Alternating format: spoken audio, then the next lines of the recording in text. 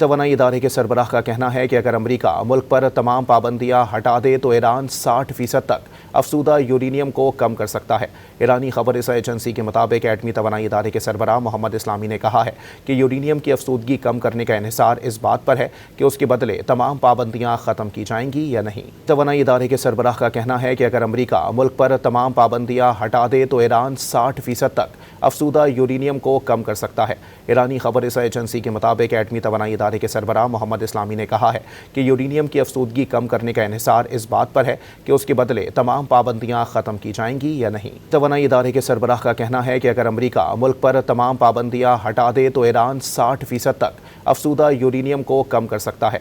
ईरानी खबररसा agency के मुताबिक एटमी तवानाई इदारे के सरबराह मोहम्मद इस्लामी ने कहा है कि यूरेनियम की अफसूदगी कम करने का इन्हिसार इस बात पर है कि उसके बदले तमाम पाबंदियां ख़त्म की जाएंगी या नहीं।